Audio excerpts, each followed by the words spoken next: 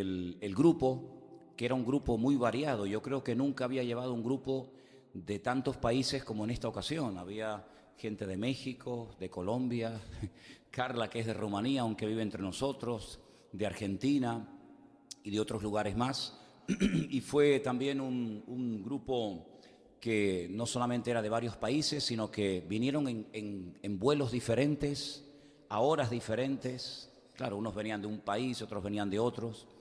Cuando se marcharon, exactamente igual. No todos se fueron en el mismo vuelo. Unos se iban a una hora, otros se iban a otra, unos se iban de noche, otros de madrugada, otros al día siguiente.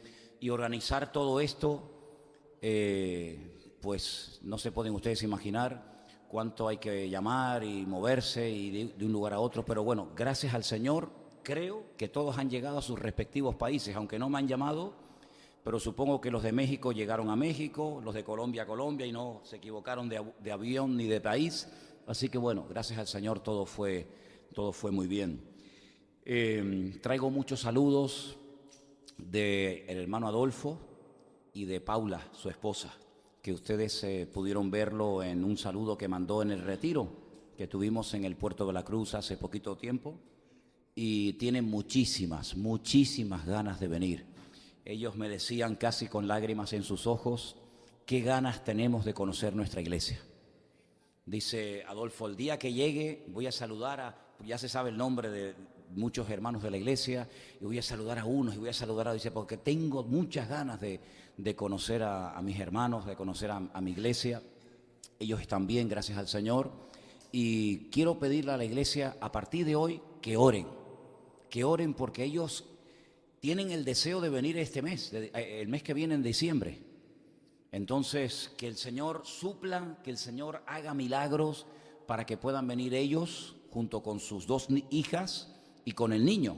Tienen dos hijas, Mafe y Sara, y el niño pequeñito de 7, 8 años creo que tiene, se llama Johanan, que es un encanto de niño. Entonces, por favor, hermanos, oren para que el Señor les provea y el Señor les ayude a venir este mes de diciembre y pasar el fin de año aquí con nosotros en la iglesia. Así es que el Señor lo puede hacer. ¿Cuántos dicen amén? Gloria a Dios. Así que muchos saludos de ellos. Saludos también de Guido. Todos ustedes, o la mayoría de ustedes conocieron a Guido. Estuve con él cuando el grupo se fue el día jueves. Yo siempre me quedo en un hotel tiano, donde el hermano Adolfo y Paula me tienen allí reservada una habitación. Tuve la bendición de poder asistir a un culto en ese hotel, porque el director del hotel es el pastor de la iglesia y el pastor es el director. Entonces, el viernes por la noche tuvimos la oportunidad de participar en un culto allí en el hotel. La Casa de Emanuel se llama el hotel, Casa de Emanuel, Beit Emanuel. Y estuvimos allí el viernes y después el sábado a la mañana se reúne otra congregación. Y Guido subió de Beersheba y se quedó conmigo una noche a dormir. Cada uno en su cama, lógicamente, ¿verdad?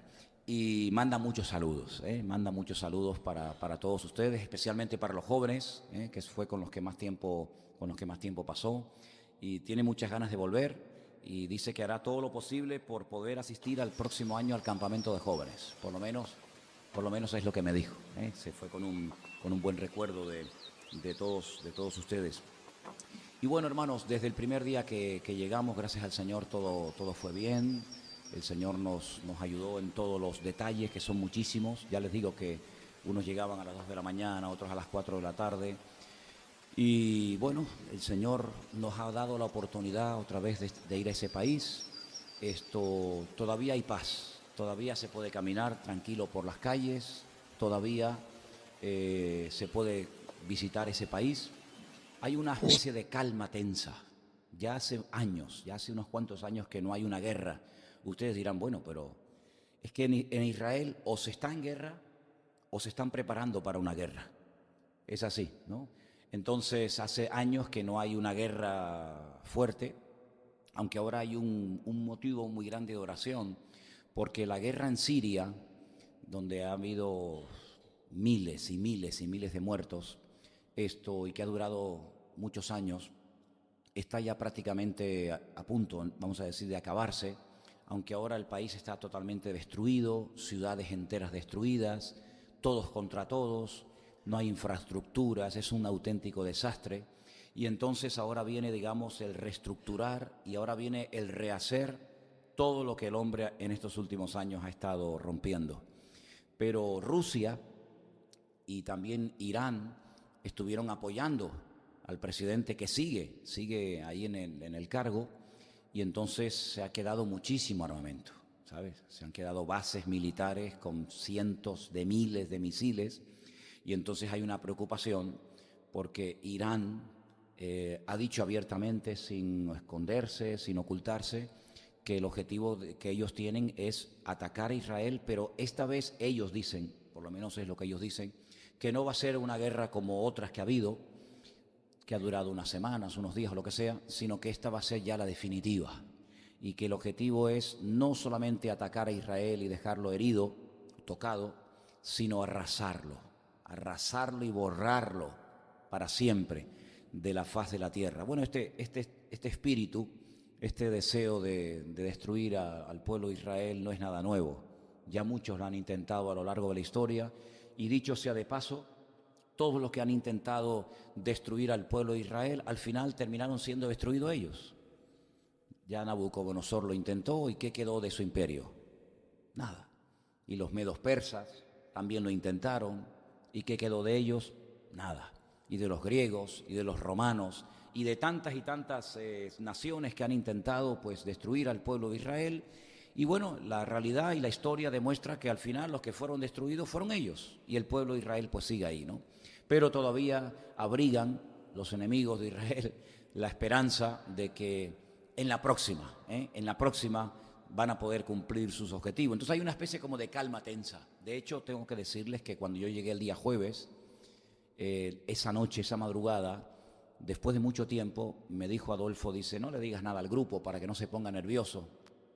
Aparte, la gente ni se enteró ni nada, sonaron las alarmas. En la ciudad de Tel Aviv sonaron las alarmas porque Israel atacó Siria, porque sabe que ahí hay un armamento tremendamente poderoso que le puede hacer mucho daño, y entonces atacaron Siria, y Siria mandó unos cuantos cohetes y tal, pero bueno, prácticamente la gente no se enteró, pero ellos a las 2:30, 3 de la madrugada, tuvieron que levantarse de la cama, salir corriendo y salir de la casa y refugiarse porque sonaron las alarmas en Tel Aviv. Es decir, que en ningún momento tenemos que caer en la trampa, en el error de pensar que bueno, de que ya todo se ha arreglado, de que ya no va a pasar nada, sino que el Señor Jesucristo en su palabra es muy claro, y nos dijo que en los últimos tiempos habría guerras y rumores de guerras y nación contra nación y reino contra reino.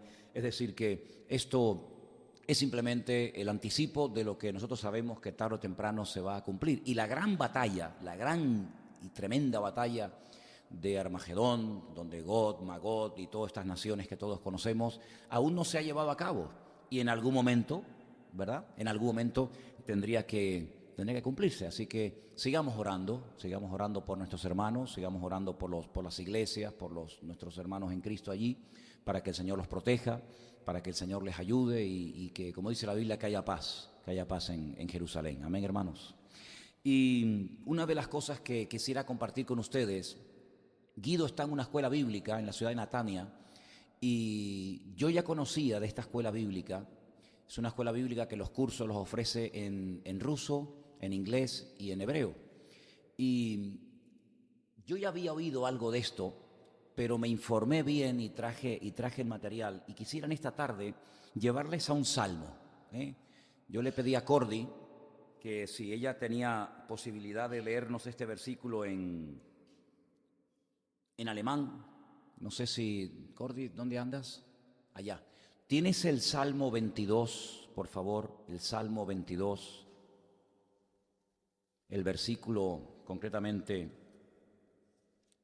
16.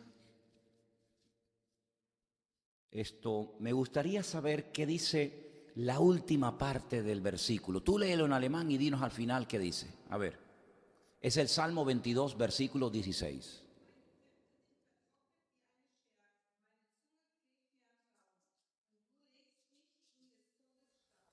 Amén, amén, muy bueno.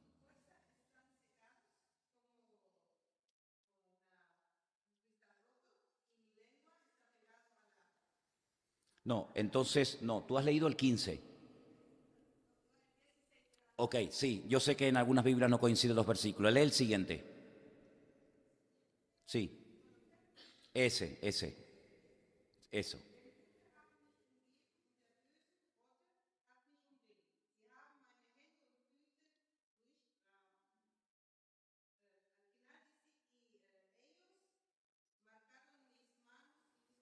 Marcaron. Sí, perfecto, perfecto. Ok, vale. Podríamos poner la fotografía que hicimos. Ok. Oh, vale, ahí lo tenéis, más o menos. Hermanos, miren, en el pueblo cuando hablamos del pueblo de Israel, mucha gente no tiene claro de lo que estamos hablando. Algunos piensan que por ser israelita o judío ya automáticamente ya todos son convertidos y han nacido de nuevo, pero no es realmente así. Hay una casta, diría yo, ¿no? Hay una casta en Israel que son todos los rabinos, y dentro del mundo del judaísmo, de los rabinos, hay muchos grupos diferentes. Unos tienen una tendencia, otros tienen otra, unos son más ultras, en fin. Durante mucho tiempo, estamos hablando de muchos siglos, más de 1000 años, las traducciones del versículo 16 del Salmo 22, ¿sí? Cuando llegamos al texto donde dice en español, porque perros me han rodeado, me han cercado cuadrilla de malignos, y en la Biblia ustedes dice, horadaron mis pies, o mis manos y mis pies, ¿dice así en tu Biblia? Ok. Cuando tú llegas a los textos que durante siglos en el pueblo de Israel se han leído, curiosamente cuando llega a la palabra horadaron, porque el Salmo 22 es un salmo mesiánico. Ustedes quiero que lo lean después tranquilamente en casa y van a comprobar que es un salmo que hace muchísimas referencias al Señor Jesucristo, ¿vale? Hay muchos tipos de salmos. Salmos que eran para cantar, salmos que eran para recordar acontecimientos del pasado, en fin. Pero este es un salmo puramente mesiánico, como otros tantos. Y cuando llega a la parte horadaron mis manos y mis pies, durante muchísimos siglos, se leía como dice arriba, la palabra de arriba, la que está ahí arriba, ahí dice, bueno, los que han estado en las clases de hebreo, no sé si lo saben leer, Kaari, Kaari, arriba dice Kaari. Esa letra, la Kaf, es como una C al revés, es el cómo, ¿vale? Cómo tal cosa. Nosotros tenemos en español, en nuestras reglas ortográficas, decimos, es como tal, y ese como va aparte del sustantivo, del adjetivo, de lo que sea. En hebreo no, en hebreo se junta. Arriba dice Kaari, como león. Eso significa como león. Ari es león. Esa primera letra es como león. Entonces el versículo, fíjate lo que dice, y es lo que ellos han leído durante siglos. Perros me han rodeado, me han cercado cuadrilla de malignos, como león mis manos y mis pies. No pega, exactamente, ¿verdad? No pega. Sin embargo, fijaros en la palabra de abajo, dice Kaarú. Si os dais cuenta la diferencia entre la palabra de arriba y la palabra de abajo, está fundamentalmente en la última letra. En la última letra. Ustedes se dan cuenta que en la palabra de arriba hay como especie de una comilla, pero le falta el palo, el palito vertical le falta, como que lo borraron y se quedó esa parte arriba, y entonces abajo dice Kaarú. Déjenme que les lea otro versículo para que ustedes vean lo que significa Kaarú. Ese está en el Éxodo 21:33.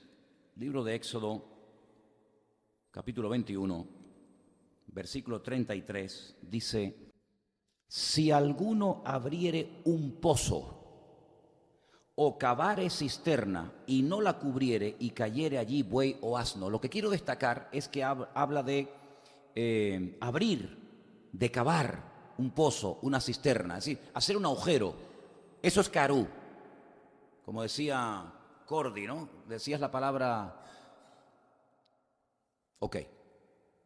Como es un salmo mesiánico y al único que a lo largo de la historia que tenía relación con el pueblo de Israel, que le horadaron, que le perforaron, que le taladraron, le traspasaron las manos y los pies, ¿a quién fue? Al Mesías, al Señor Jesucristo. Los masoretas, que son los que le pusieron esos puntitos y esas rayitas que son las vocales, lo que hicieron fue borraron ese palito y le dejaron esa comilla arriba, y entonces ya cambió totalmente el significado de la palabra. Ahora dice como león, no tiene nada que ver, pero realmente el texto dice carú. Ay, amigo, horadaron, perforaron mis manos y mis pies. ¿Cuándo se descubrió esto? Porque claro, durante muchísimo tiempo los judíos en sus Biblias, en su libro de Salmos, tenían la palabra de arriba, como león. Resulta que en el año 1947, esto es algo tremendo, se descubrieron los famosos manuscritos o rollos del Mar Muerto, en un lugar del desierto de Judea, que hemos estado recientemente, que se llama Qumran, donde había una comunidad de personas que, viendo la corrupción moral y espiritual que había en Jerusalén, huyen al desierto y allí se refugian en aquellas cientos de cuevas que hay en esa parte del desierto, y allí ellos quieren vivir una vida santa, una vida piadosa, una vida más cerca del Señor, repito, huyendo de la descomposición moral y espiritual de todo el liderazgo religioso y político de Jerusalén. Ellos se van al desierto, ellos se dedican a orar, ellos se dedican a hacer copias y copias y copias y copias de los libros del Antiguo Testamento. Ellos viven una especie de vida, entre comillas, contemplativa. Algunos dicen que los famosos esenios, que ustedes pueden, si quieren, estudiar y conocer un poquito más de ellos en internet, era esa comunidad que vivían allí. Incluso más, algunos dicen que Juan el Bautista, el que bautizó al Señor Jesucristo, salió de esa comunidad de Qumran, y por eso él practicaba el sumergir a la gente en agua, porque en esa comunidad lo hacían todas las mañanas y todas las tardes. De hecho, se pueden ver. Cuando vas a las ruinas de Qumran, ves una escalerita, hay muchos, ¿no? Ves una escalerita que era para bajar y otra que era para subir. Entonces se sumergían en el mikvé, una especie de piscinita, para purificarse de sus inmundicias, de sus impurezas, de sus pecados, y entonces lo practicaban como algo normal en esa comunidad. Y si Juan el Bautista salió de esa comunidad de Qumran, pues cuando él predica la palabra, preparando el terreno para el Mesías, pues él lo que hace es ofrecerle a la gente lo mismo que ya hacían en la comunidad, bautizarlos, sumergirlos en agua como señal de arrepentimiento, ¿vale? Como señal de que estaban realmente queriendo volver al Señor en un genuino arrepentimiento y en un deseo de dejar todo el pecado y la vida pecaminosa y agradar a Dios. ¿Se dan cuenta? Entonces, en esa comunidad, esta gente vivió y se dedicaron durante siglos a hacer copias y copias de la Escritura. Ay, amigo, resulta que yo tengo las fotografías originales, esto simplemente yo lo he hecho a mano para que ustedes lo puedan ver, pero un libro que se descubrió, que se encontró entero, en un estado de conservación extraordinario, fue, por ejemplo, el libro de Isaías y otros muchos libros, prácticamente todo el Antiguo Testamento, aparte de otras cosas. Bueno, pues una de las cosas que se descubrió en esos manuscritos, que podríamos decir con toda seguridad que fue el descubrimiento del siglo, porque todas las copias que se hacían de la Biblia se hacían de manuscritos más modernos. Pero estos manuscritos que se descubrieron en Qumran son del año 150 años antes de Cristo. Son los manuscritos más antiguos, los más antiguos. Y claro, en aquellos tiempos no había el problema que después, con el paso del tiempo, algunos rabinos tuvieron a la hora de aceptar el hecho de que Jesús era el verdadero Mesías y no era un impostor. Por lo tanto, en esos manuscritos, que se llaman los manuscritos de Qumran o del Mar Muerto, cuando llegaron al Salmo que hemos leído esta noche, ellos se dieron cuenta de que no estaba escrito el texto como lo pone arriba, no ponía como león, sino ponía Karú, que significa horadaron, perforaron mis manos y mis pies. Y todo esto ha creado una polémica, porque en esta escuela bíblica, donde está nuestro hermano Guido asistiendo y preparándose para servir al Señor y para poder evangelizar a la gente de allí, de Israel, con la Biblia y con las Sagradas Escrituras, los deja realmente con la boca abierta, porque se dan cuenta de que hubo una especie de manipulación, una especie de tratar de ocultar una realidad para que la gente no aceptara a Cristo como el verdadero Mesías. Entonces ellos han hecho y están haciendo cada día vídeos con todos estos descubrimientos y otros más, y se van por las calles de Israel, sobre todo por la ciudad de Jerusalén, y con estas escrituras evangelizan a la gente. Y también una de las cosas que están haciendo con muchos resultados es permitirle a la gente que lea el capítulo prohibido en Israel. Y el capítulo prohibido en Israel es el capítulo 53 del libro de Isaías. Que si hubieran podido borrarlo y quitarlo, lo hubieran hecho. Pero es muy fuerte quitar un capítulo entero de la Biblia. Entonces simplemente lo que han hecho, si se dan cuenta, entre la última letra de la primera palabra y la última letra de la segunda palabra, simplemente borraron un poquito y bueno, ahí como que salieron del paso. Pero ya quitar un capítulo entero de la Biblia del profeta Isaías era algo ya demasiado exagerado, demasiado descarado, ¿no? Entonces estos chicos van por las calles y les permiten a la gente leer el capítulo 53 del libro de Isaías, y cuando terminan de leerlo les preguntan: ¿de quién piensan ustedes que están hablando? Y ellos dicen: del Mesías. ¿Y qué personaje de la historia judío nacido en esta tierra cumple con las características de este capítulo? Y se quedan sorprendidos porque se dan cuenta de que los rabinos con toda intención han intentado de impedirle a la gente que acceda a ciertas y determinadas partes de la Escritura. Por supuesto, sobra decir que tienen totalmente prohibida leer el Nuevo Testamento, ni siquiera tener un ejemplar de un Nuevo Testamento en sus casas, porque automáticamente pueden tener gravísimos problemas, ¿verdad? Entonces, esto está causando realmente todo un revuelo en muchas personas. Y hoy, cuando hablaba con nuestro hermano Adolfo desde Israel, estaba muy contento porque me decía que la mejor amiga de su hija mayor, una chica 100% judía, no es latina, no es de padres latinos, no habla español como sus hijas, sino que es una chica 100% nativa de allí, le dijo a su hija: tengo mucha curiosidad y muchas preguntas acerca del cristianismo. Y entonces ayer estuvo en la casa con Adolfo y con su esposa y con su hija, y entonces con la ayuda de su hija, que habla perfectamente hebreo, estuvieron 3 horas y media, hermanos. 3 horas y media, preguntas y preguntas y preguntas. Pero claro, cuando le evangelizas a la gente allí, no es tan fácil, porque primeramente tienen que tenerlo claro a través de las Escrituras. Y lo que más le chocaba, me decía, era que no le entraba en la cabeza que Dios tuviera un hijo, porque desde la cuna les han enseñado que Dios es uno. Y eso es algo por lo cual están dispuestos a morir. De hecho, a lo largo de la historia, muchos judíos han muerto defendiendo hasta la muerte la idea de que Dios es uno. Y de hecho, las últimas palabras de muchos judíos cuando morían en las hogueras o quemados o de cualquier otra forma era: escucha, Israel, el Señor nuestro Dios, uno es. Y ahora de repente se encuentran con la idea de que Dios tiene un hijo, y no es nada fácil.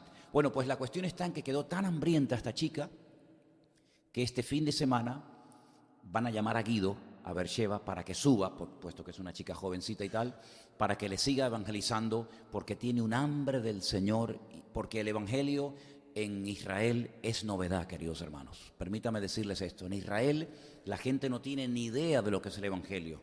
De hecho, ni siquiera el verdadero nombre del Señor Jesucristo lo mencionan, sino que mencionan otro nombre cuyas siglas significan pues casi como que su nombre sea maldito y que pase y que no se recuerde más el nombre del Señor. Así que, hermanos, los rabinos han hecho y siguen haciendo, no digo todos, pero muchos desprecian a Cristo, no quieren que la gente tenga ningún conocimiento del Señor. Y fíjense hasta qué punto llegan, que les voy a contar un testimonio de algo que me ocurrió a mí personalmente. Uno de los días que estábamos allí, llevé al grupo al Shuk, que sería como la Recoba, la Recoba de aquí, allí se llama el Shuk, pero aquello es inmenso, aquello es un mundo enorme y merece la pena verlo y cómo la gente vive y compran y gritan y todo. Y aparte hay una tienda donde hay una chica que tiene una tienda de especies y yo siempre voy allí a comprar algunas especies para traer para casa y la chica además habla muy bien español y allí siempre voy.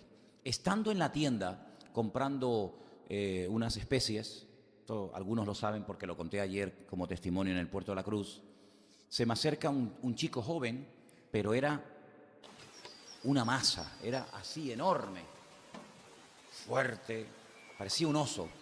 Y entonces coge de allí, que está todo ahí a la vista, coge unos dátiles, y porque eso se puede hacer allí, la gente va por la calle y entra a una tienda y coge golosinas y coge tal, y si no le gusta después lo deja en el mismo sitio. No, es así, créanme.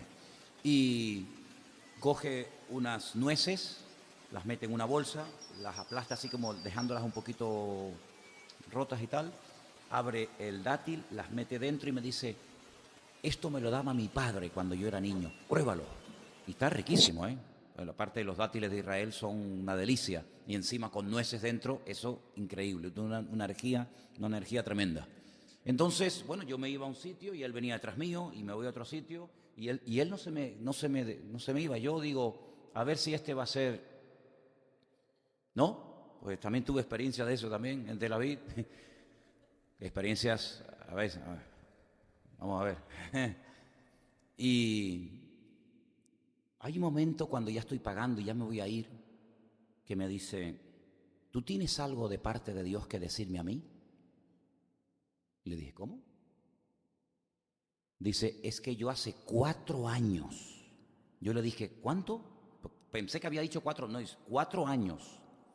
Yo hace 4 años tuve un sueño contigo. Digo: ¿conmigo? ¿Y qué viste? Dice: te vi exactamente igual como estás ahora, así vestido, y oí una voz que me dijo: tiene algo que decirte de parte mía. Digo: bueno, esto son ya palabras mayores, esto ya pasa de dátiles y de nueces. Vamos a sentarnos, vamos a hablar. Nos sentamos en una mesa que había allá afuera y comienza este muchacho a decirme, no me acuerdo de su nombre porque tiene un nombre rarísimo, me lo repitió varias veces y no, la verdad es que sinceramente no me acuerdo, pero tengo su cara grabada aquí y la conversación también. Y me dijo: mi íntimo amigo, que se llama Pedro, tú sabes qué significa piedra, me dice. Digo: sí, es así, es cristiano. Y él todos los días me habla de Cristo y de Dios y de tal, y la Biblia. Y un día fui a la iglesia, y cuando entré a la iglesia y el pastor me mandó a pasar adelante, puso las manos sobre mí y caí al suelo. Y como que se asustó, no entendía por qué le pasaba eso. Volvió una segunda vez al culto y nada más entrar por la puerta de la iglesia cayó al suelo, pero en esta ocasión se le paró el corazón. Dice: caí muerto. Tuvieron que llamar a la ambulancia, vino a buscarlo a la iglesia y se lo llevaron. Y estuvo muerto. Se asustó tanto que se fue a hablar con un rabino, porque él no es practicante, pero su familia son rabinos muy conocidos en Israel. Y dice: y sin pedir cita ni nada, el rabino me atendió, un rabino muy importante, y le conté la experiencia.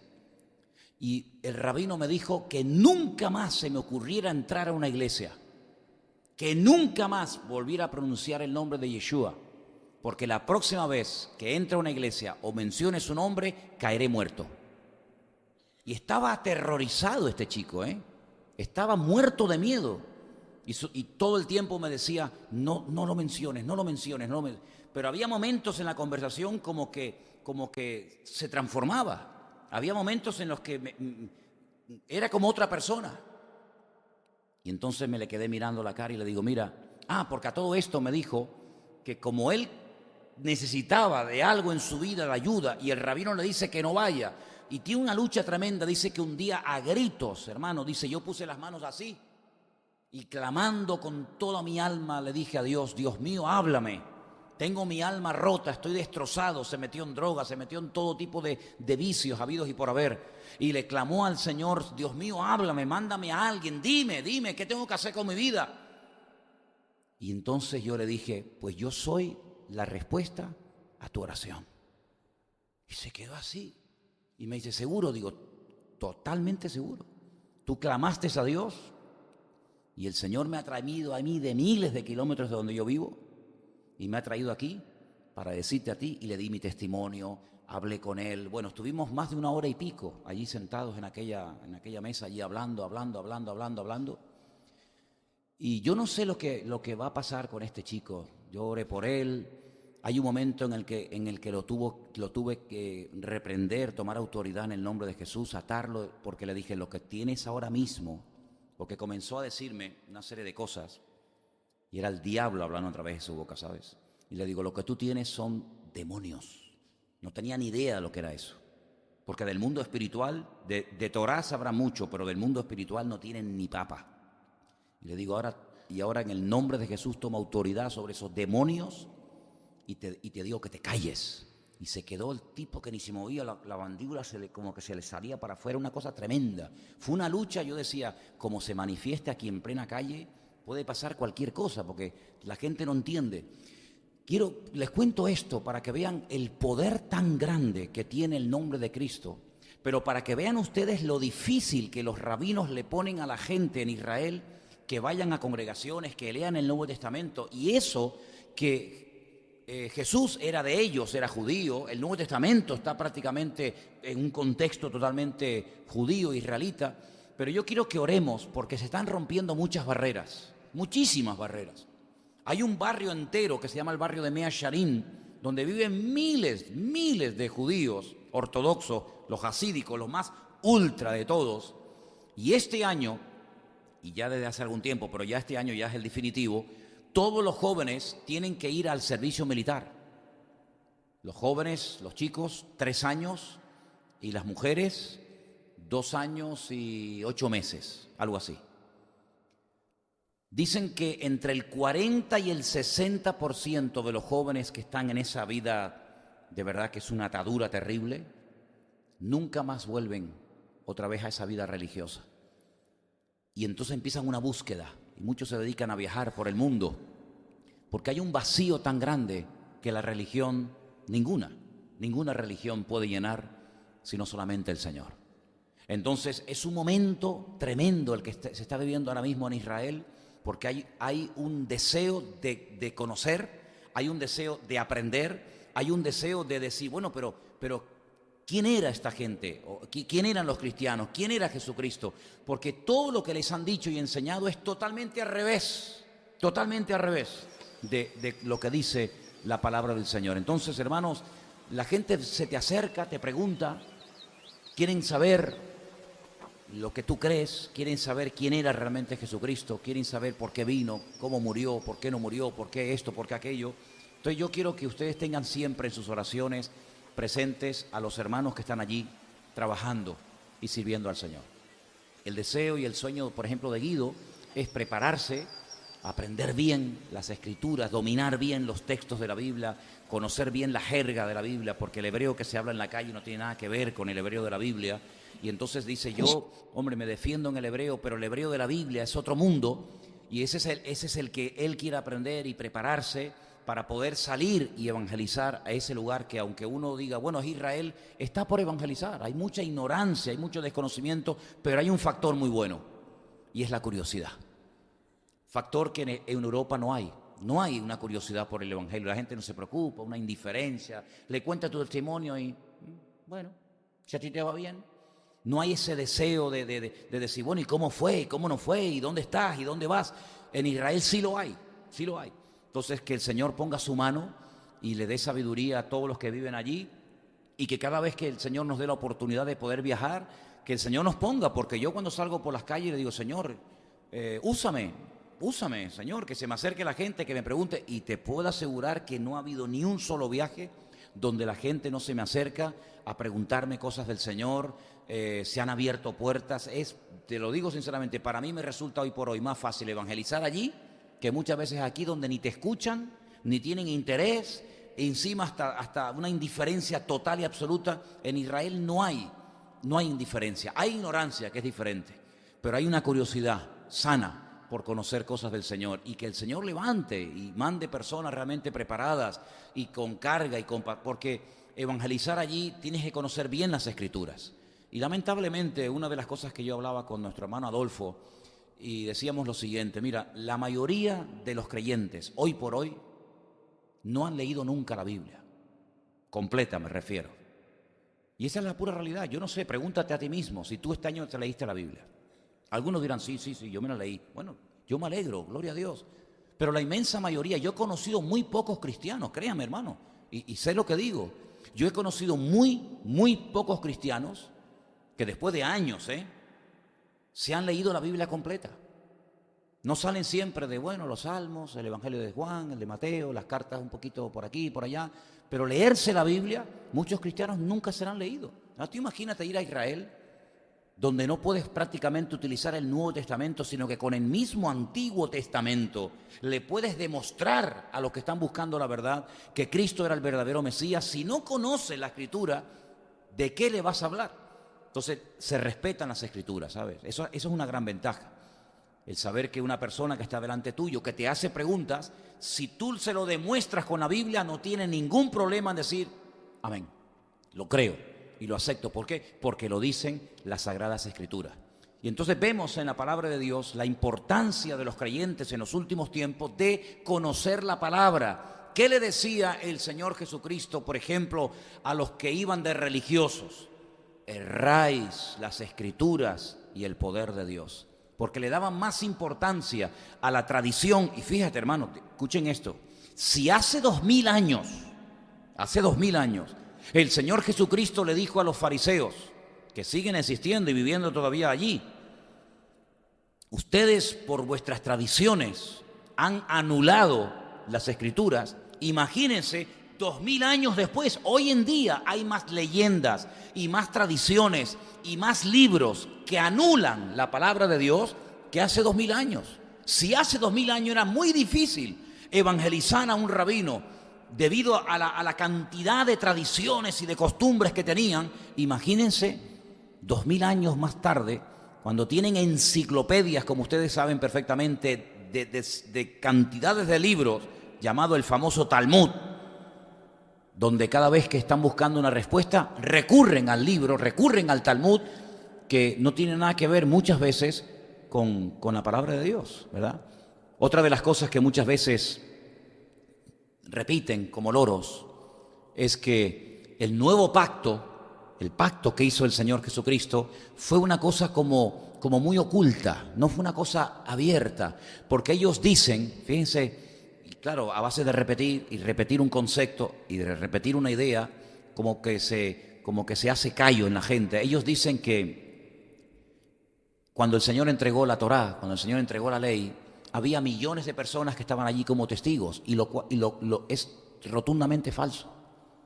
Yo quiero que ustedes solamente recuerden esto, hermanos, como argumento, por si algún día te encuentras con una persona que dice esto. El día que Moisés recibió la ley en el monte Sinaí, estaba solo. No estaban miles y millones de personas con él allí.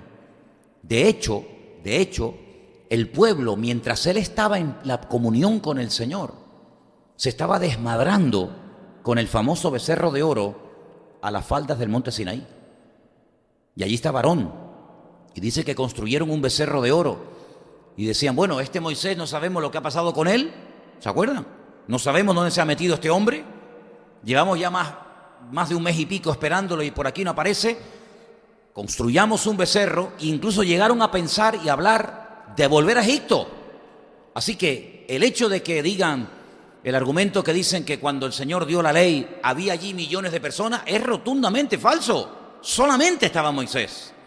Y él fue el que recibió las tablas de los 10 mandamientos. Y si él no hubiera bajado del monte, el pueblo de Israel nunca se hubiera enterado de que Dios dio la ley en el monte Sinaí. Nunca. Porque de hecho tampoco mostraron mucho interés por recibirla, porque de hecho estaban danzando y comportándose como auténticos salvajes, danzando y cometiendo todo tipo de barbaridades alrededor de aquel becerro. Y cuando el Señor le habló a Noé, un mensaje universal que iba a afectar a todas las naciones de la tierra, donde iban a morir seguramente millones de personas, ¿cuánta gente oyó el mensaje que Dios le dio a Noé? Nadie. Y cuando el Señor le dijo a Abraham, sal de tu tierra y de tu parentela a la tierra que yo te mostraré, ¿cuántos millones de testigos estaban allí que oyeron aquel mensaje? Nadie, solamente lo oyó él. Por lo tanto, no es el número de testigos lo que le da credibilidad al hecho en sí, porque muchas veces encontramos en la palabra de Dios que, por ejemplo, el Señor le hablaba a una persona durante la noche donde nadie lo escuchaba, donde nadie podía constatar que eso fue así, y le daba palabras proféticas alucinantes, tremendas. Y si no, recordemos la noche cuando el Señor se le presenta a un niño llamado Samuel, y le da una palabra para el sacerdote de Israel, que en aquel momento estaba corrupto y que en aquel momento estaba totalmente alejado de los caminos del Señor. ¿Cuántos testigos había allí? Ninguno. Sin embargo, el Señor le habló a Samuel. Y cuando le habló a José estaba solo. Y cuando le habló no solamente a Moisés, sino a muchos personajes del Antiguo Testamento, estaban solos. Pero ellos dicen que, claro, el nuevo pacto Jesús lo hizo dentro de una casa donde no había muchos testigos. Pues ¿saben qué? Había más testigos en la Santa Cena o en la Última Cena, cuando Cristo partió el pan y el vino e instituyó el nuevo pacto. Había allí más testigos que los que hubieron en el monte Sinaí cuando Moisés recibió las tablas de la ley, que solamente las recibió él. Y repito, si no hubiera él bajado de la montaña, nadie se hubiera enterado de lo que allá arriba estaba pasando. Por lo tanto, todos estos argumentos y todas estas cosas uno tiene que saberlas para poder abrirle los ojos y para que se den cuenta de que muchas cosas que han creído y han aceptado son simplemente tradiciones y leyendas, y se han pasado de generación en generación, de padres a hijos, una generación y otra generación, pero realmente carecen de una vida, de una relación con el Señor tremenda. Y yo creo que hay dos cosas fundamentales para todos nosotros en esta noche y para todo creyente. Primera es el conocimiento de las Escrituras y una relación genuina y diaria con el Señor. Una persona comenzó a hacerle en un momento determinado preguntas a nuestro hermano Adolfo, y cuando yo después hablaba con él me decía, ¿sabes? Él me llama Manuel. Manuel, ¿sabes? Yo creo que si muchos creyentes hoy en día leyeran más la Biblia, conocieran más al Señor a través de su palabra y tuvieran más relación y comunión con Él, muchos problemas y dudas y follones que se montan no los tendrían. Y es que, queridos hermanos, cuando vamos a la palabra de Dios, nos encontramos que Dios nos ha dado un regalo maravilloso.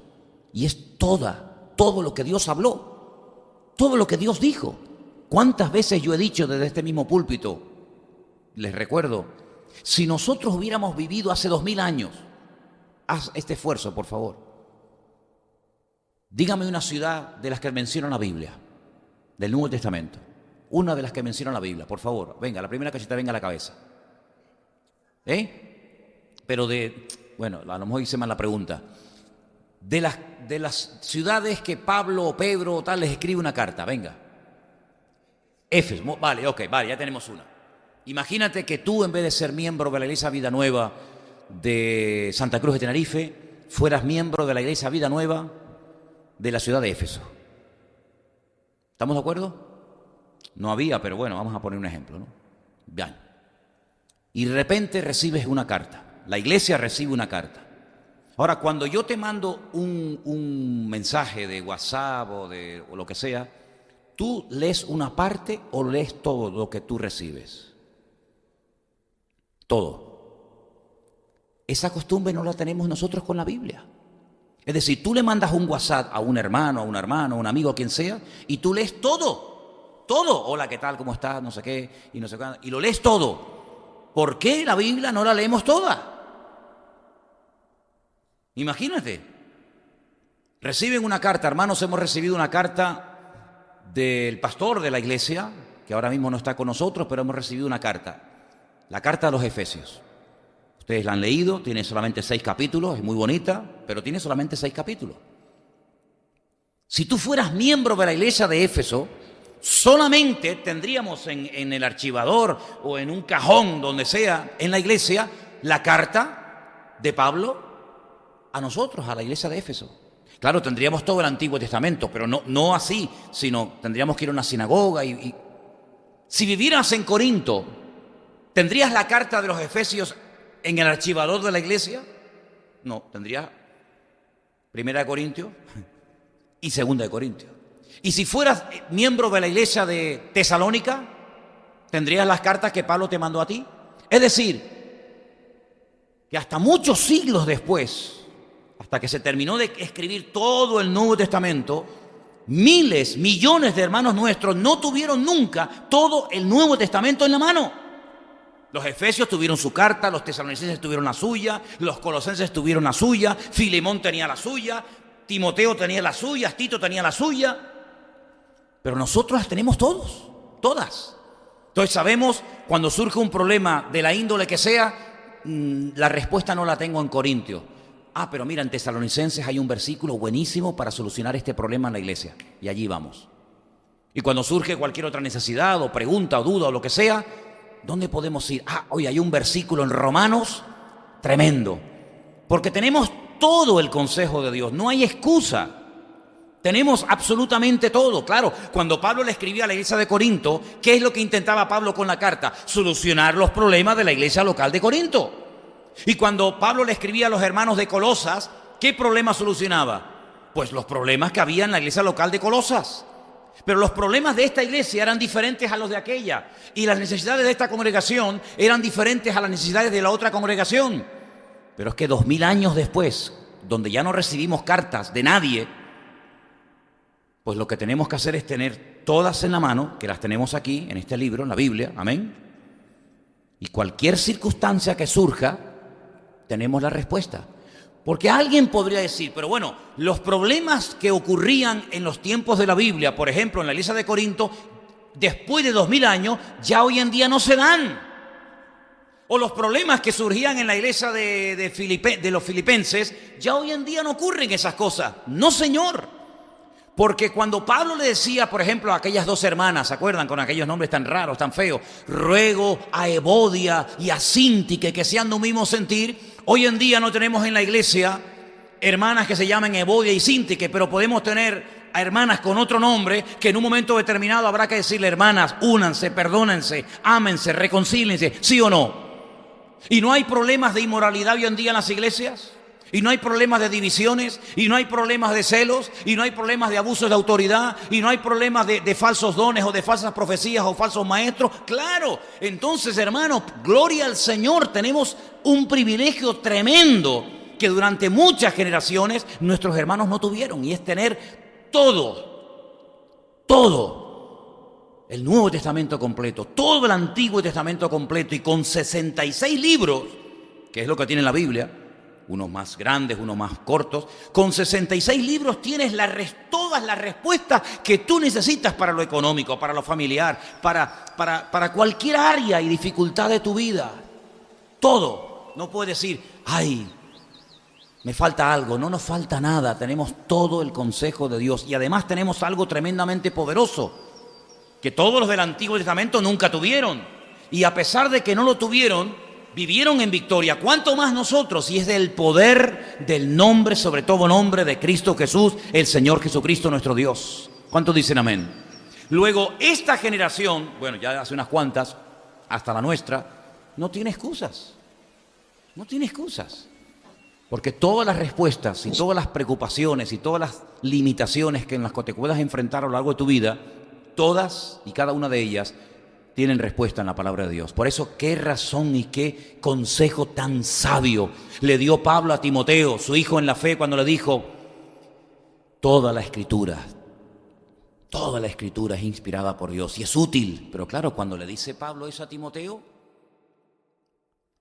¿a qué escritura se está refiriendo? ¿Al Evangelio según San Mateo? Es que no existía. ¿A Primera de Corintios? ¿A la libro de Apocalipsis? No. Si ya le está diciendo Pablo a Timoteo de pastor a pastor, Toda la Escritura es útil para corregir, para redarguir, para convencer, para instruir, a fin de que el hombre de Dios sea perfecto, enteramente preparado. Y le están haciendo referencia a lo que era el Antiguo Testamento, cuánto más a nosotros hoy en día, que tenemos mucho más información y mucho más revelación que simplemente lo que podríamos leer en el Antiguo Testamento, sino que tenemos la base y tenemos el edificio sobre el cual se ha construido todo el ministerio de nuestro Señor Jesucristo, toda la revelación de Dios. Y ahora, queridos hermanos, no tenemos ninguna excusa para no poder vivir una vida cristiana victoriosa. ¿Cuántos dicen amén? Entonces, hermano, ante todo esto, yo solamente lo que quiero decir en esta noche para concluir, leamos la Biblia, hermanos, por favor. Lean la Biblia, lean la palabra. No sean vagos en cuanto a la lectura de la palabra del Señor, léanla, memorícenla. Tenemos el gran privilegio de poder tener todas las Biblias que queramos hoy en día en nuestras casas, en el coche, en la mesa de noche, en el bolsillo, por aquí, por allá. Pero ¿saben qué, hermanos? Pienso que lo mejor es que esa palabra esté dentro de nuestros corazones. Y es una lástima ver a creyentes que no leen la palabra de Dios. Y yo me pregunto, ¿por qué no lo hacen? ¿Será que no les gusta? ¿Será que no tienen ningún interés por saber lo que Dios dijo o lo que Dios nos pide? Pídele al Señor apetito. Si no tienes apetito, si no tienes hambre, pídele al Señor que sane esa enfermedad, porque no es normal que un creyente no lea la palabra del Señor cada día de su vida. Puse en el Facebook, algunos lo han visto, ese niño pequeñito que se sabe el Salmo 121 de memoria. ¿Lo habéis visto? Yo pensé al principio, cuando me lo enseñó Elena, que era un niño, un sueco, un finlandés, un extranjero. Y yo dije, bueno, un niño simpático que está balbuceando palabras, pero cuando presté atención, digo, no, espérate, es que está diciendo el renacuajo está diciendo el Salmo 121 de memoria. Es alucinante. Yo no sé si lo pudiéramos poner o qué, pero un niño pequeñito que se sabe el Salmo 121 de memoria. ¿Y qué edad puede tener ese niño? 2 años, pero independientemente de la gracia que pueda hacer, es un ejemplo. Ver cómo esos padres a ese niño pequeñito le han enseñado un salmo entero. Bueno, cuando ese niño tenga 15 años, ¿cuántos salmos, cuántos versículos de la Biblia? ¿Por qué no te propones tú que tienes niños pequeños, los que tenéis niños pequeños, por qué no te propones enseñarles salmos? Porque si tú dices, bueno, si este niño con 2 o 3 años aprendió un salmo y el mío, ¿por qué no puede aprenderlo? ¿Es que pasa que el mío es más tonto que este o qué? Enséñale salmos de la Biblia a tus hijos. Cuando vayas al colegio, cuando vayas por la calle, a ver, repite conmigo. Y enséñale un versículo. Y cuando regrese, ¿te acuerdas del versículo? Bueno, más o menos, ven, vamos a repasarlo. Cuando te acuestes, cuando se acuesten por la noche, amemos la palabra del Señor, porque amar la palabra es amar a Dios. Y amar a Dios implica amar su palabra. ¿Cuántos dicen amén? Vamos a orar, hermanos. Cierra ahí tus ojos donde estás. Vamos a pedirle al Señor que nos dé amor por su palabra. Gracias a Dios que tenemos además la ayuda tremenda del Espíritu Santo de Dios. Que dijo el Señor Jesucristo, rogaré al Padre para que os envíe al Consolador, para que esté con vosotros para siempre, porque Él tomará de lo mío y os lo hará saber, y os recordará lo que yo les enseñé, y me glorificará a mí, y os guiará a la verdad, y no hablará por su propia cuenta. Así que, queridos hermanos, pídele al Señor hambre por la palabra, como el niño recién nacido busca la leche de su madre. Desead como niños recién nacido la leche espiritual no adulterada, para que por ella podáis crecer y conocer al Señor, y no vivir en temores, no vivir en complejos, no vivir de una forma limitada, sino vivir de una forma victoriosa y bendecida en el Señor. Aleluya, bendito sea tu nombre, Señor. Gracias por este regalo tremendo y precioso de tu bendita palabra. Señor, queremos enamorarnos de tu palabra, amarla, leerla, escudriñarla, vivirla, compartirla. Señor, y también tu palabra nos muestra el camino para tener una relación contigo diaria y permanente, Señor. Sabemos que con tu palabra y con una relación viva y fresca cada día contigo, nuestra vida nunca, nunca, Señor, será una vida carente de bendición o de la presencia del Señor. No caeremos jamás, dice tu palabra, si estas cosas abundan en nosotros. Y queremos abundar, queremos crecer, queremos madurar. Y por eso te pedimos, Señor, que tú pongas un deseo tremendo en nuestros corazones por amar tu palabra y sobre todo por darla a conocer a aquellos que todavía nunca han tenido el privilegio de conocer la palabra de Dios. Gracias, Padre, por este regalo, y ponemos todo en tus manos y te pedimos que nos sigas ayudando y dirigiendo en todo lo que hagamos para ti, en el bendito nombre de tu amado Hijo Jesús. Amén.